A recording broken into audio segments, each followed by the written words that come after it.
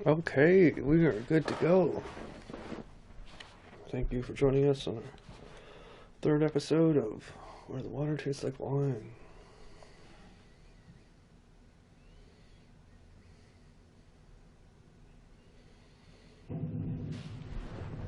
Oh, that's super bright. It's just kind of how it is.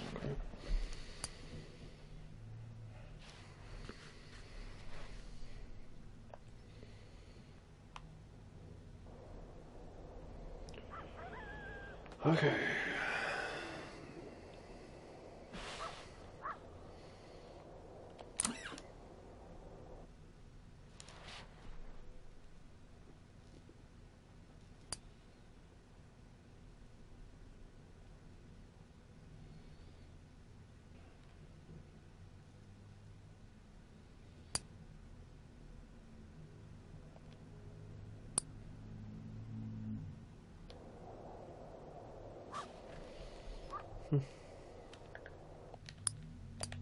Where was I headed?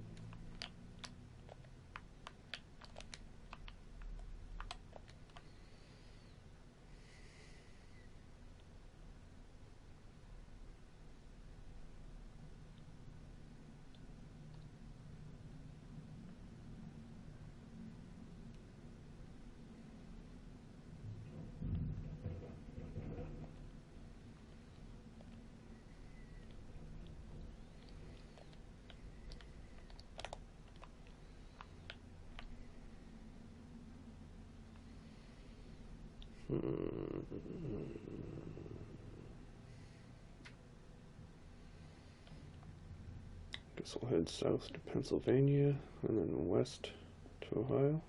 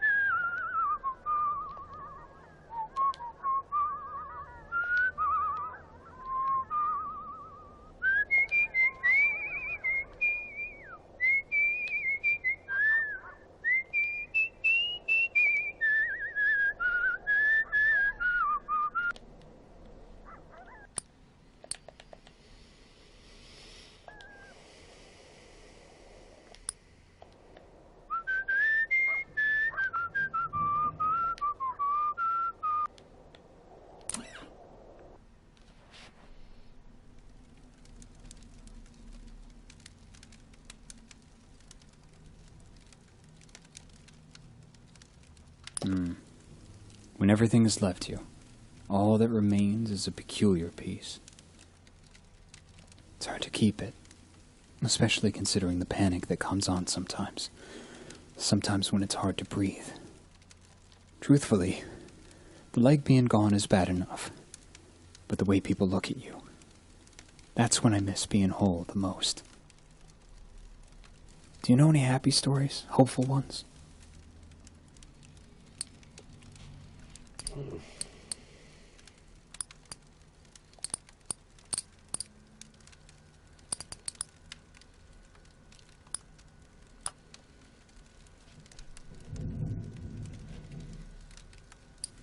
I liked that one.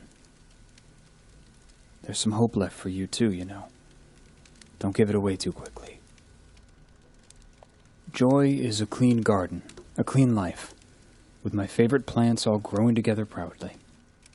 I'm not sure that I'm capable of enjoying people anymore, but the plants are good company.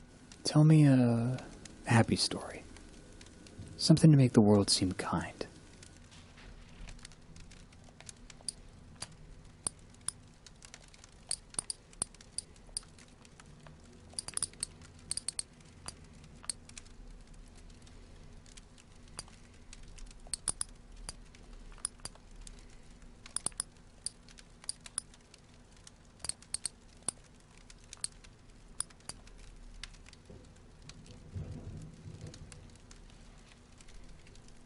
Well, I think this is the exact opposite of that. And that's what you think when you think of tragedy. Huh. Wishes fulfilled? If I had my way, I'd go back to a time before the war. But now, I have no wishes. The stars cross the sky, and they mean nothing. Tell me a happy story. Something to make the world seem kind. Well,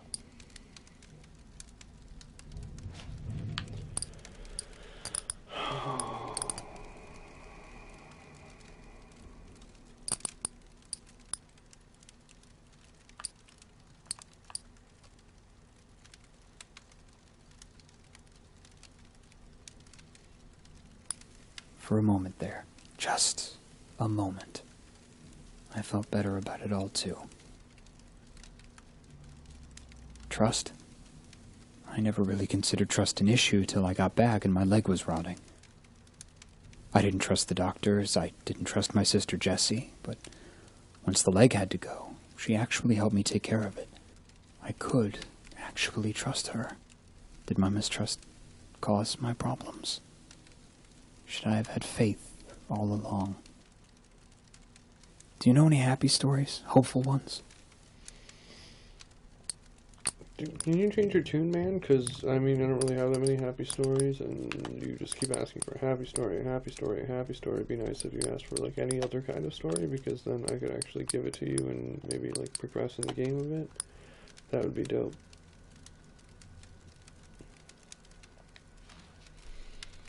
This one isn't happy or exciting or sad or scary. I liked that one. Oh, there we go. There's some hope left for you too, you know.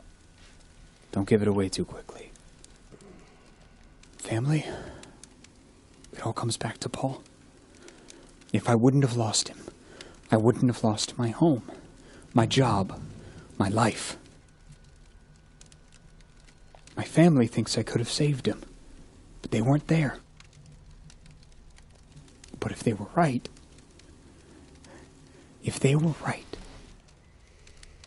know any good jokes? I'm not so good at telling them anymore.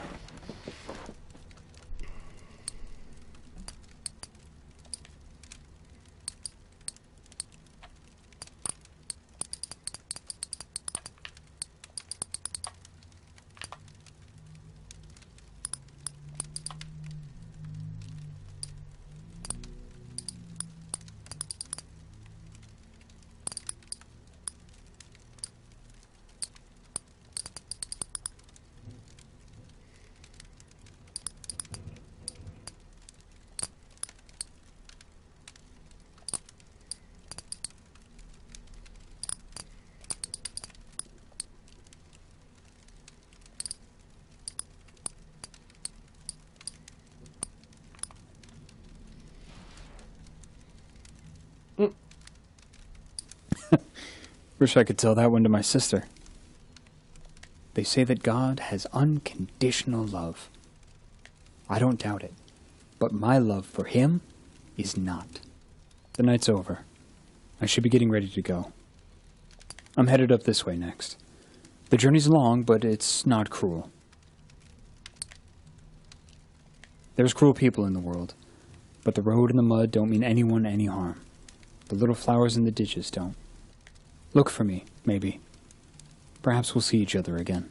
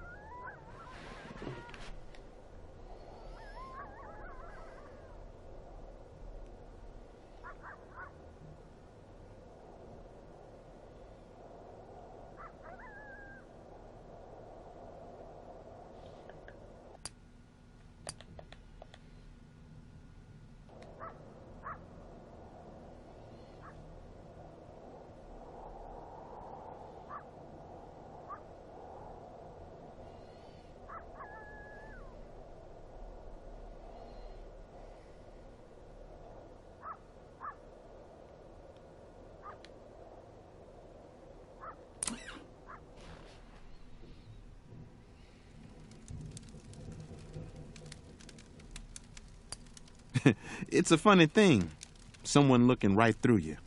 But don't lie to me, friend. I know you want to know the truth, what it really means to be a porter. Well, I can tell you it's more than making white folks happy.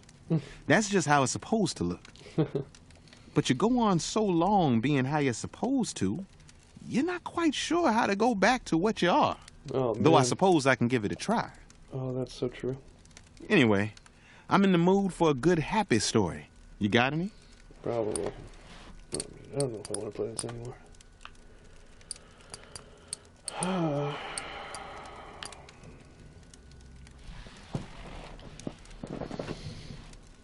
A positive attitude. That's what I like to hear.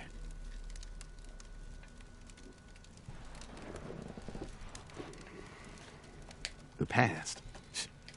We porters have to leave the... Before, we were all just worrying about how to make it through the next day, the next 10,000 miles. Now that we've got the brotherhood, we porters have a bigger future to think about. You got any stories with a bit of excitement to them?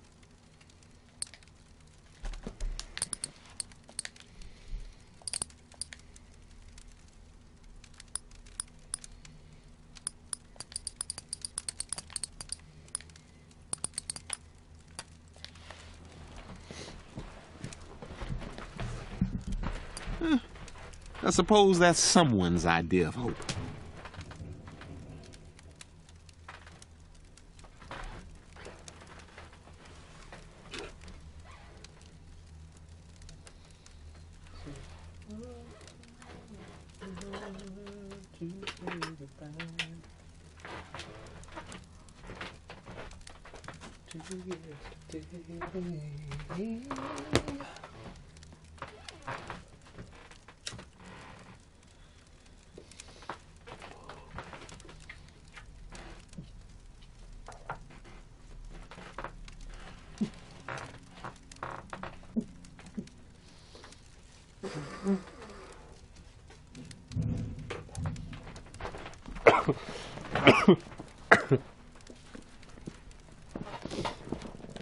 Home for a porter is the next train station.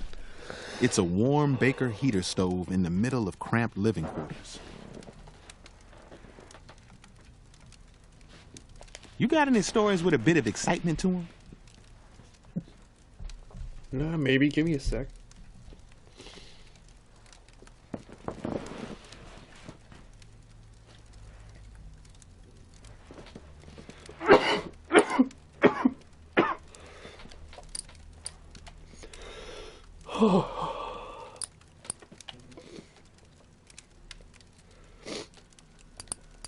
Excitement.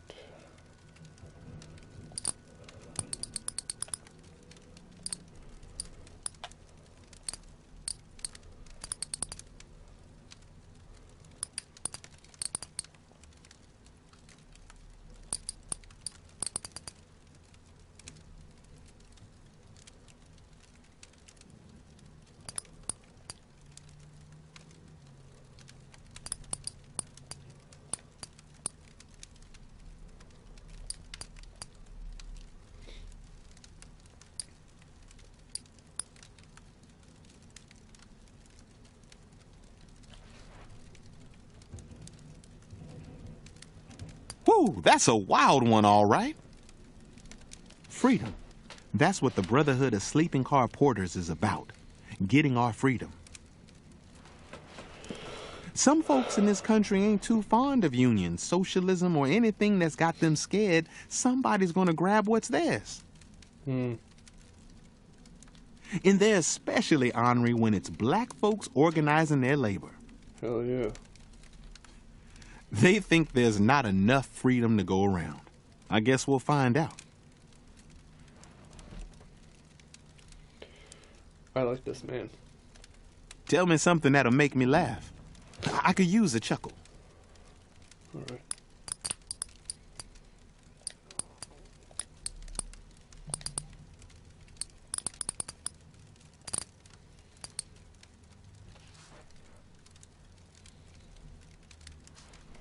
Well, if that one makes you happy, I suppose it's worth telling. When they want to liven spirits up, To bring each other joy, all railroad folk tell the story of the steel-driving man John Henry. But only us porters talk about big old Daddy Joe, the best porter who ever lived. I've always been more partial to that tale. Have any optimistic tales? I'd like to hear one of those.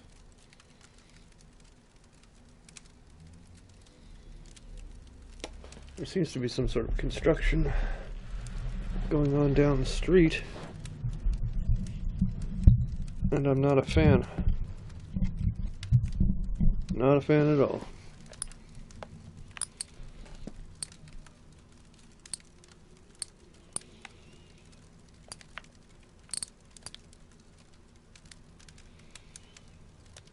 I wonder if this became a scary story, if it's still hopeful.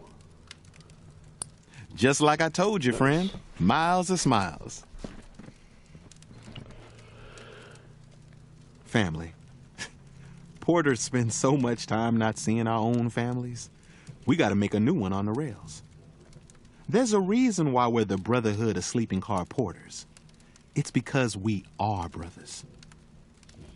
Another night over. I've got to get going. My journey takes me down the rails this way, but it was good talking to you.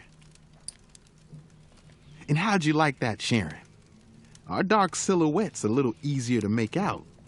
Sooner or later, the whole world's got to know what we really are, and what's it really like. That's the only way we're really gonna matter to anyone besides ourselves. And now that you know the bad, doesn't the good sound that much better? Sharing goes both ways, though. Is your truth... Oh, sorry. I have ADD. It's really difficult to focus, stay focused, concentrate.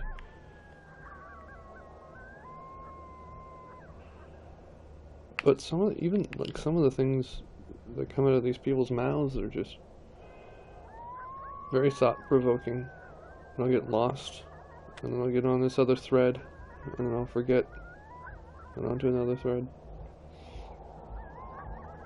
And when they start saying more words while I'm still trying to explore things myself, it's just like, get out of the way, stop, move, skip. And I sort of fail to consider that maybe they're going to extrapolate on what they said before, maybe they'll refine it, maybe they'll give me more information that'll provide me another perspective that will increase the significance. She's getting married, the soldier tells you. The two of you observe the church from the dusty road, straining to hear the faint joy of the ceremony transpiring within. I fought for 10 years to come home because she said she'd be here, waiting for me. And look, can you believe it? So what am I supposed to do? What does she expect? I should throw myself from the nearest cliff? Walk into the ocean? PRMS and EVWers on URL, bigphotos.com.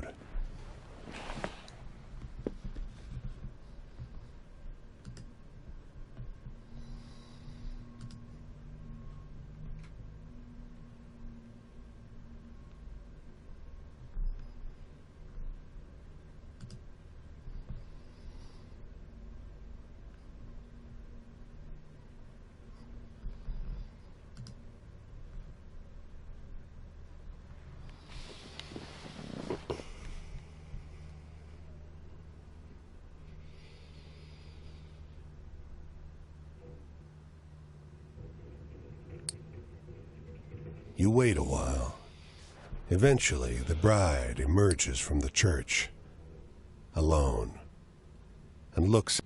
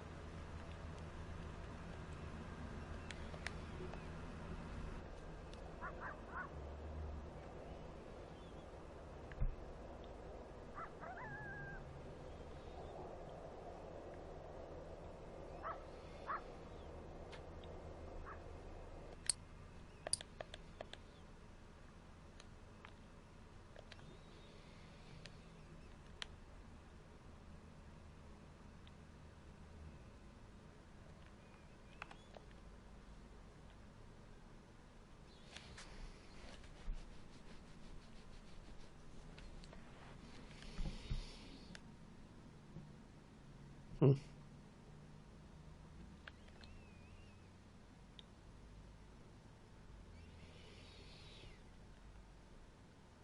I don't know, I kind of want to just take off, you know.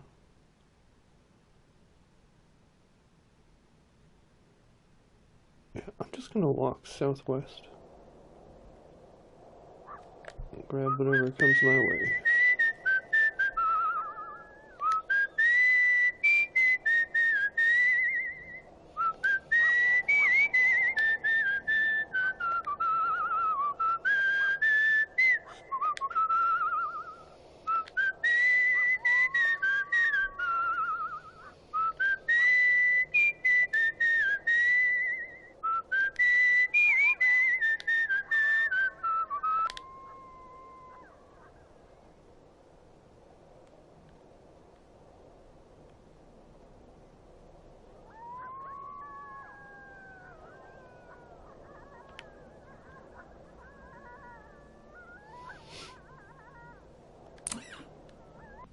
Stacks of suitcases grind the parked Model A deeper into the dirt. An extended family inside defies the carrying capacity of the vehicle. The driver leans out the window. Want this? He swings a violin around by its neck. 10 bits. We need it for gas. You hear a muffled pounding from somewhere within the car. 6 bits, then. We need it for gas. The pounding becomes frantic. Let's see. The violin is yours, and the car shudders down the road. It's not quite out of sight when the back door pops open and you hear a girl's voice scream at you. That violin belongs to Louise Ames, you dumb fuck! The door and the girl are wrestled back into place, and the car fades into the blur of the horizon. Its weight feels like a comfort as you walk. After all, who knows when you'll need Louise Ames' violin? Oh, hopefully I can get it back to her. I just have to check the microphone settings.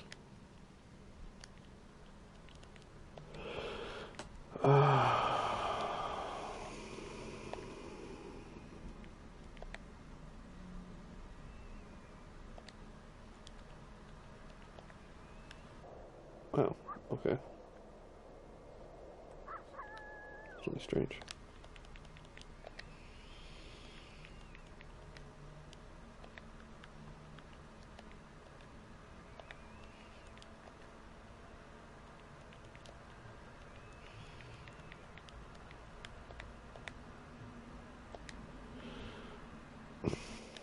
Okay, one more time.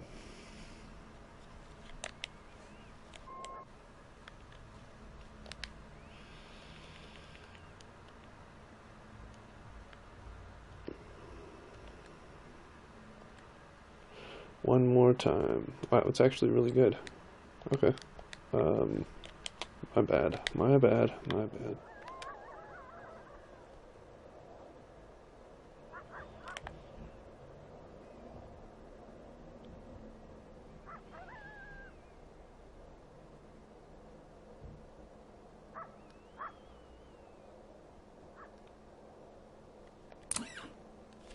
There's something wrong about this lonely farmhouse.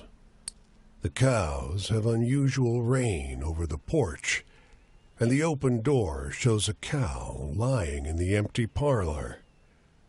The flower boxes are still well tended, though.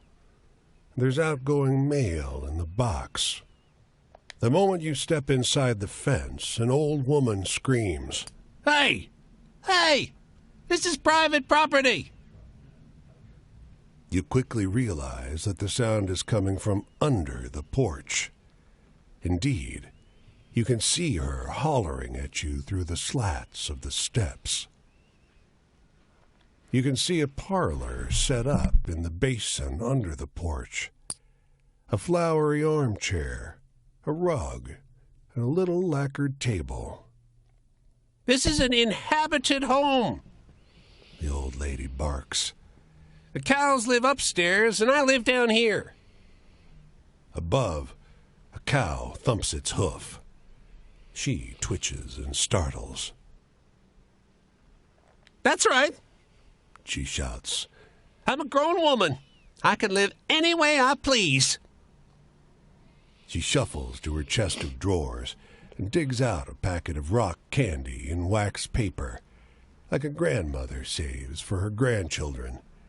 She hurls it in your face. Thank you for visiting. Now get out.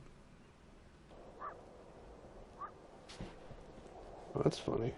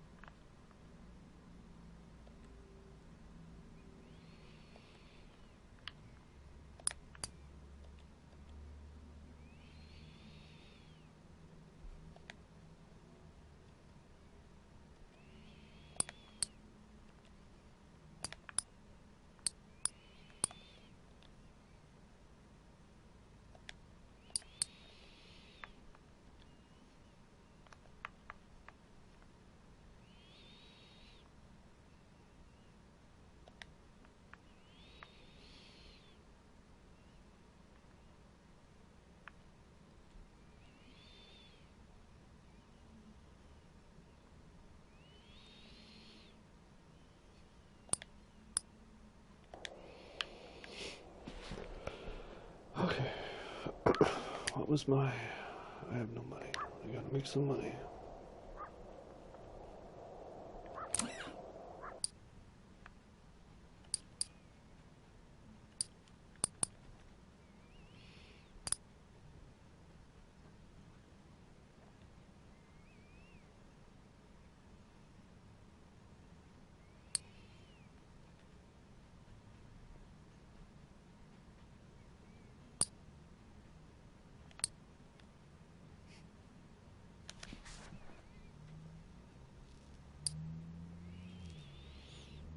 Oh, they're gonna...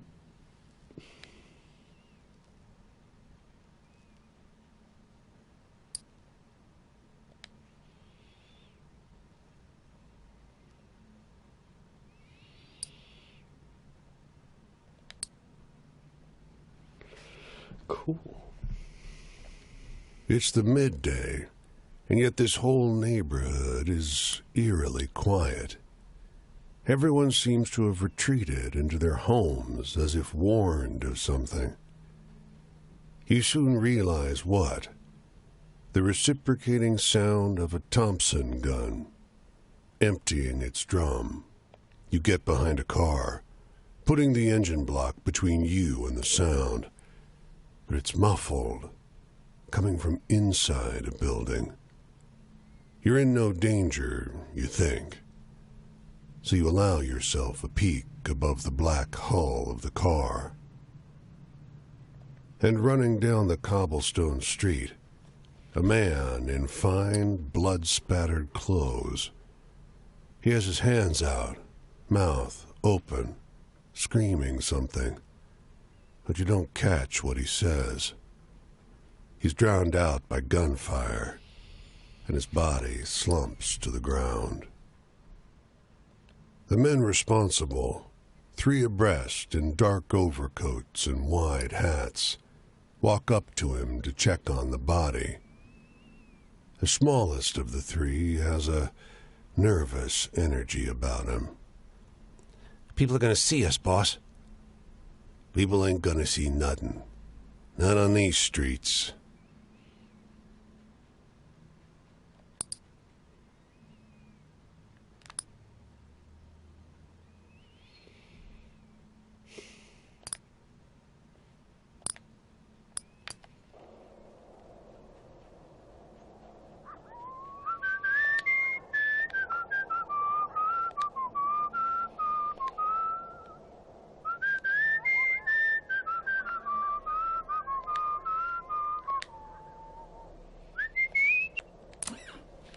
Surrounded by fields of corn and rye, a small farm lies fallow.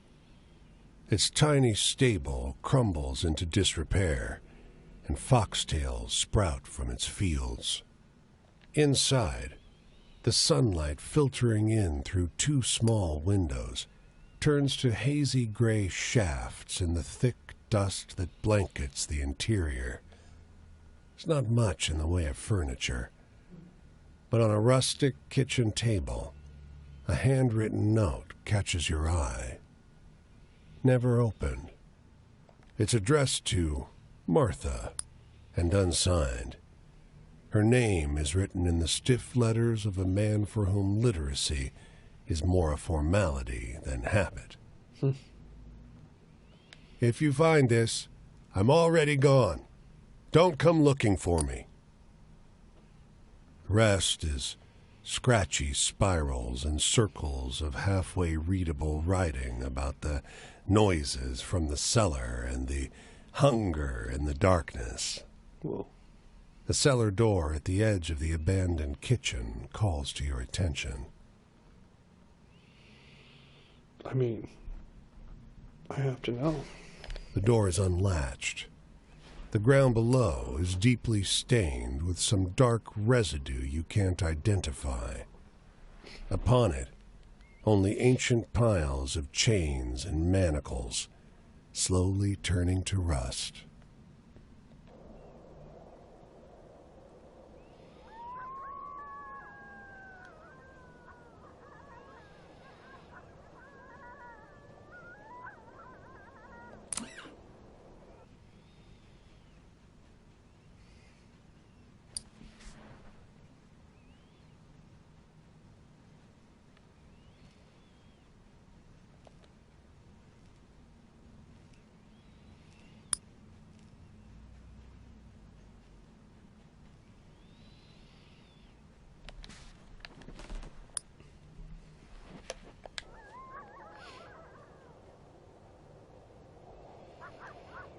Whoa. That eye opened right up. A woman waits while a man in a truck fills two of her buckets with scoops of whitish powder from a bin. She sees you staring. Want to make some cash? She calls.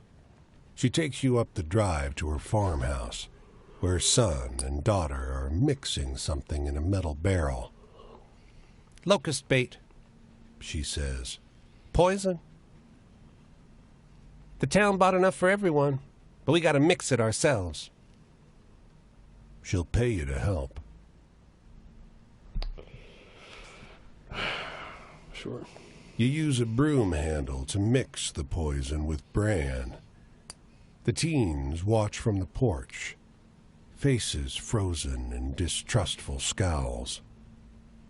Their mother pays you well, but later in the day you feel lightheaded, tingling pins and needles all over. You feel only a little better after you vomit.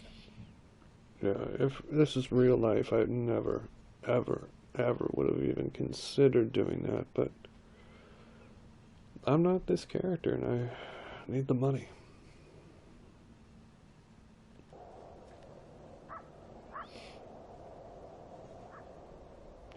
Oh, Walking Dead, man, literally.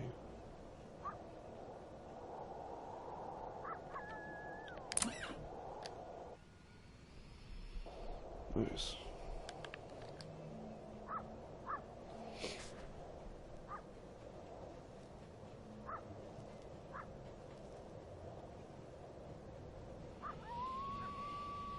Mm-hmm.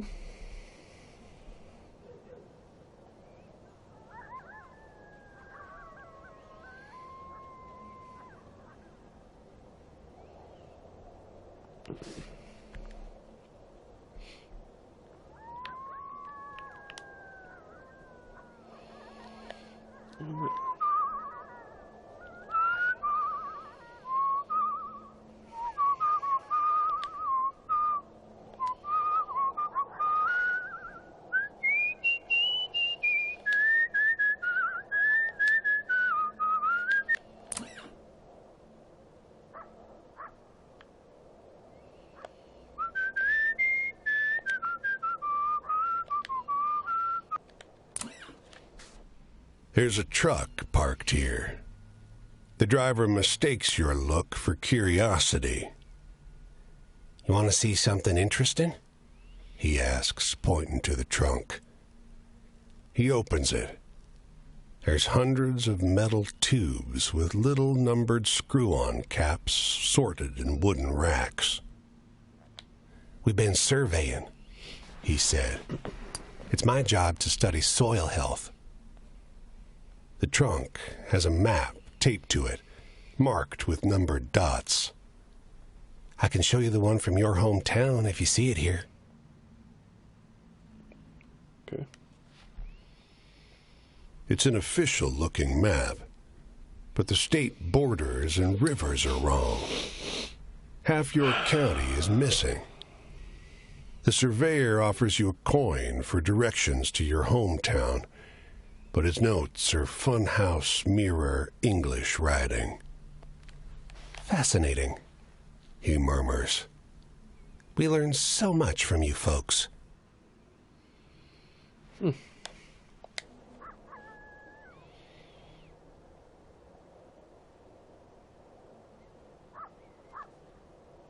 give me 1 sec. I just gotta... I'm tracking a package.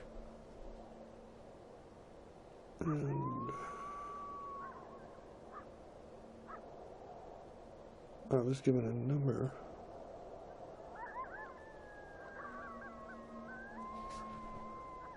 It didn't seem to belong to anything.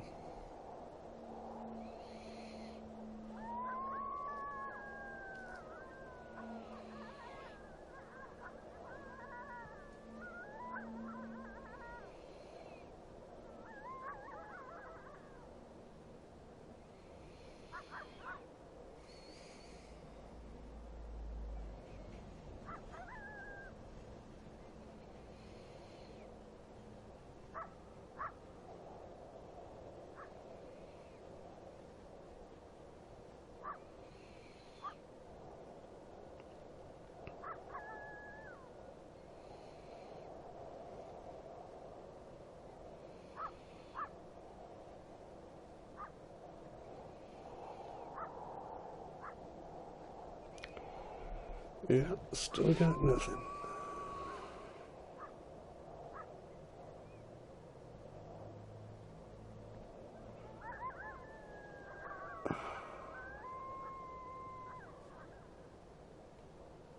Alright, whatever. Oh wow, I really should have paused. I need to sleep. I need to get some else.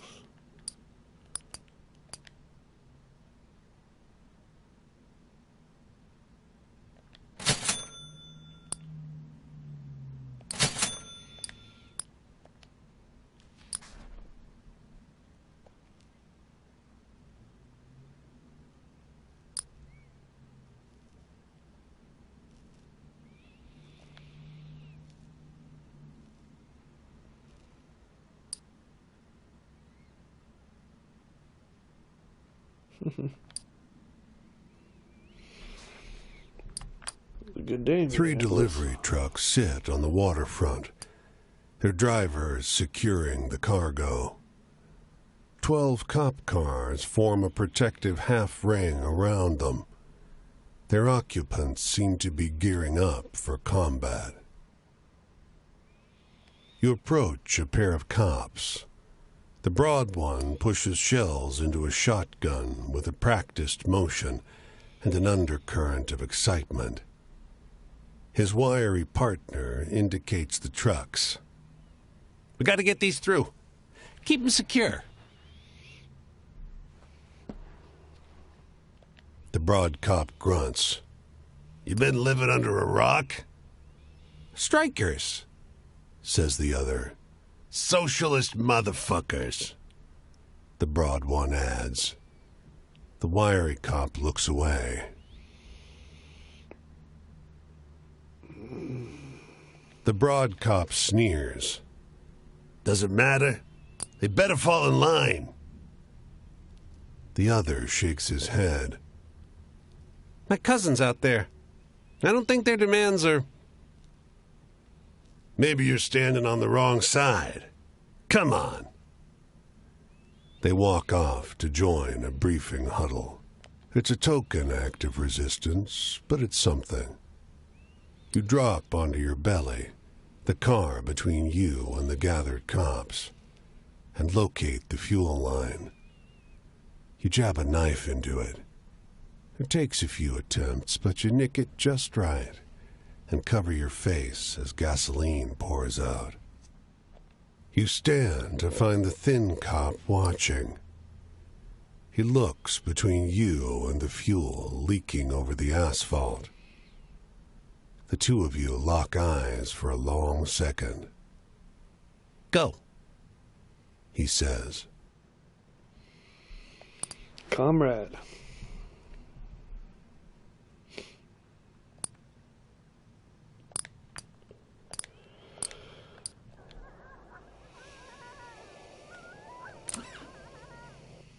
The storm swept in just before sundown, heralded by a purple sky and electricity in the air. You sought shelter. He looks up at you. My daughter was out down the road. He balls his fists. God, fuck this. He hauls open the door, shielding his face from the fierce dust. He runs out into the storm. The dust scours your skin, and razor winds whip at your clothing. You press on through the storm. You see the farmer up ahead. He's on his knees. A great, dark shape made from swirling dust looms over him.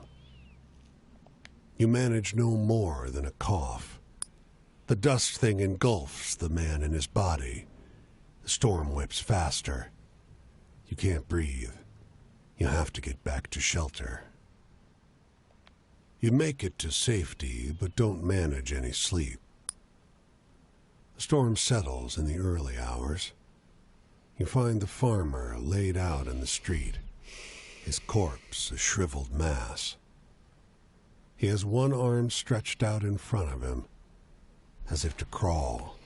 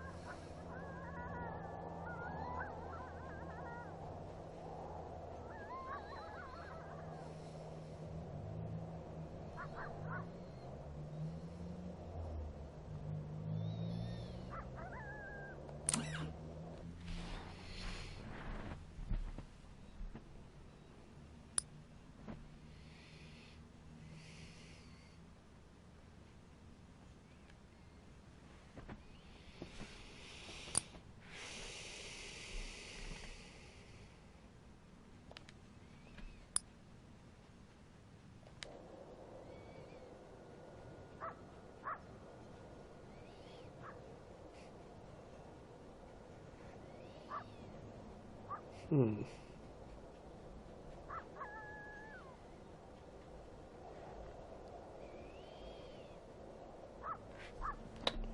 Let's see.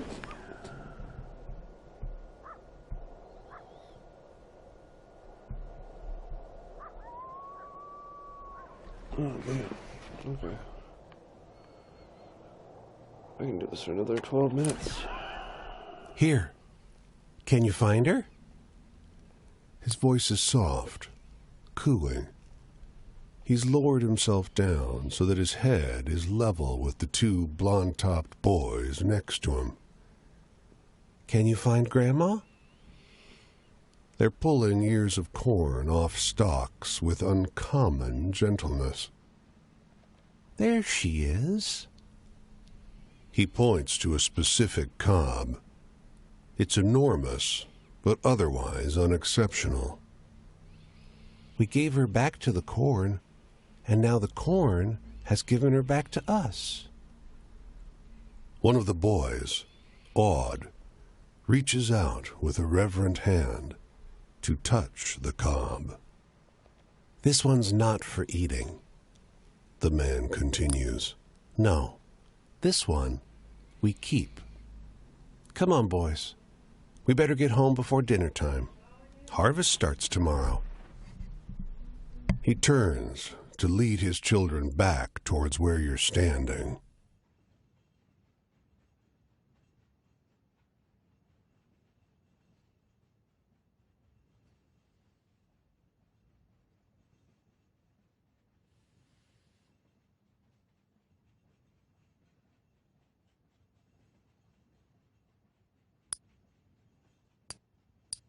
You don't really say anything. You're just interrupted by the sight of the man's face, a subtle hole under his eye socket. I didn't see you there. The wormy body of a stock borer crawls out of his skull. You'd best be moving on, Drifter.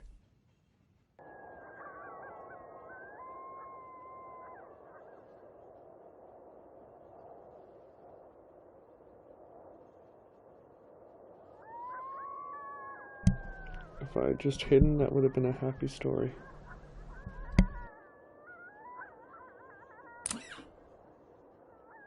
You've seen migrant camps before, and they tend to look like the town dump. This one, though, on a good day, this could pass for a town. Starched white tents stand tall and many, and a stroll through the grounds finds you neither trash nor trouble. You hear some chatter from a large tent on your left. On your right, a tent in the shadow of the trees emanates a soft buzz.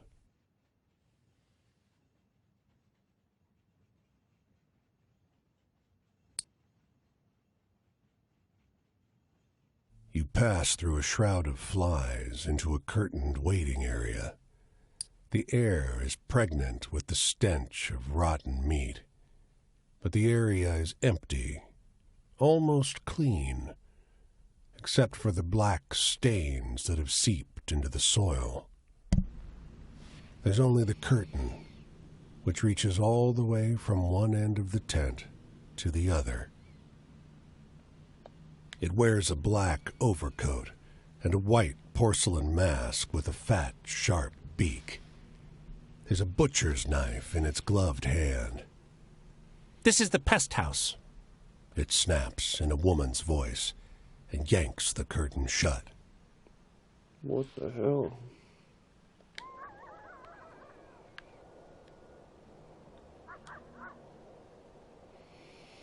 What's the pest house?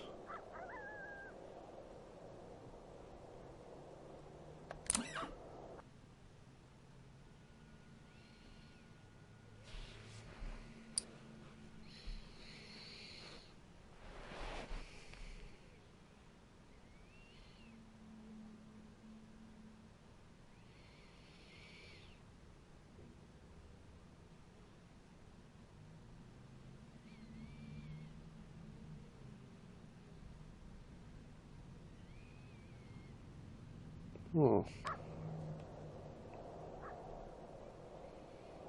That's sad.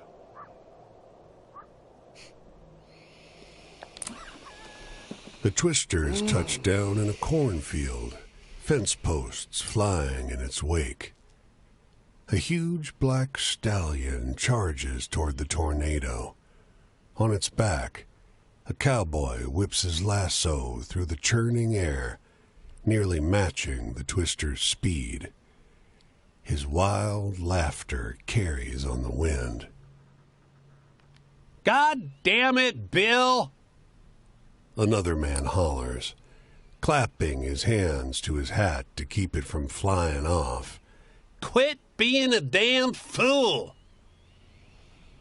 The man on the horse turns toward him and flashes a beatific grin before digging his heels harder into the horse's flanks. His Stetson goes flying, caught by a gust. He doesn't seem to notice. He barks a single yee-haw as he stands in the stirrups, leaning into the whirlwind. In a moment, man and beast are enveloped in the storm. All you can hear is Bill's wild laughter. Whoa.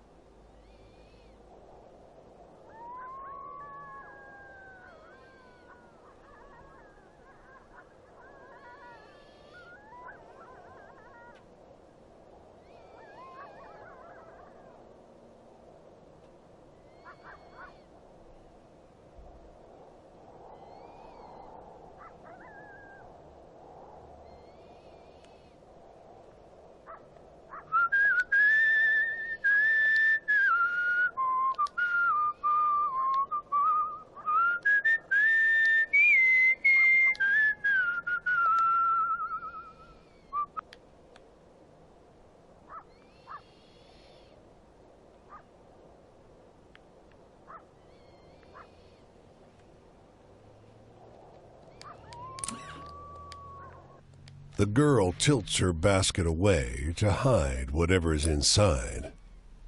You want to see what I got? I'm not telling. She raises her eyebrows, encouraging you to pry further. This girl is either very confident or too young to know shyness. Ha! Got you hooked. Too easy. She twists her lips to one side, mimicking a more adult, thoughtful gesture. I'll tell you what. I'll show you what's in the basket if you do something for me. Excellent. I want you to kill my mother. She looks to check if you're paying attention, then points to a figure working at the other end of the field. She's boring. She keeps making me work when I want to play. The girl bursts into peals of laughter. She doubles over the basket, laughing so hard she's barely able to stand. When she can speak again, she says, You should have seen your face. You really should. She beckons you over, shows you her basket. 3 kittens snuggle up at the bottom. They're barely old enough to open their eyes. Ma gave them to me for being good. I've called them Badb, Matcha, and Anand, after a story Nana told me. She preens. I'm very clever, you know. What story is that?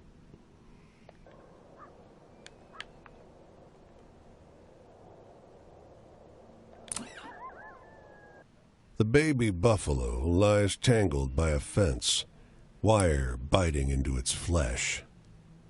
"Please," it says, "I must reach the sanctuary before they find me." The light here has a thin quality. Colors are oddly muted. There's a taste of something old in the air. Whoa. "They were hunters of my kind. I am the last born. Every year it repeats. I must run. They must chase. It is the cycle that lets my people survive." You hear hoofbeats. A ways back down the road, a cloud of dust rises. The buffalo struggles. "Please, help me." The wire cuts into your hands, but you untangle the animal. The buffalo charges off as soon as it's free. "Come on." You glance behind. A trio of riders emerges at the head of the dust cloud. You run alongside the buffalo. "Not far," it grunts. "Just ahead." You see the boundary, a line of rocks that mark the border, but the hoofbeats sound close. The ground dips, and the beast stumbles and falls. They'll be on you any second.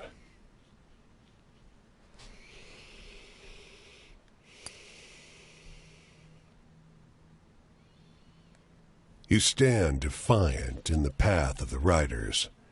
They're coming in fast, wreathed in dust, but you hold your nerve. The lead rider veers at the last moment. The other two haul on the reins, sending their horses sliding.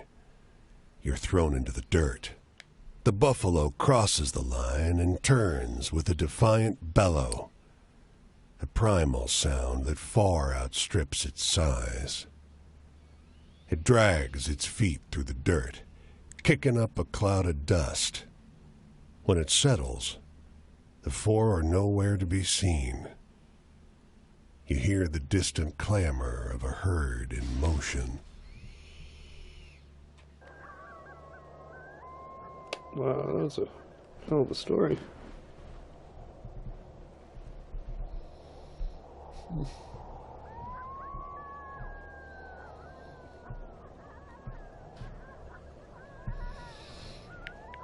Okay, well, that's it for now.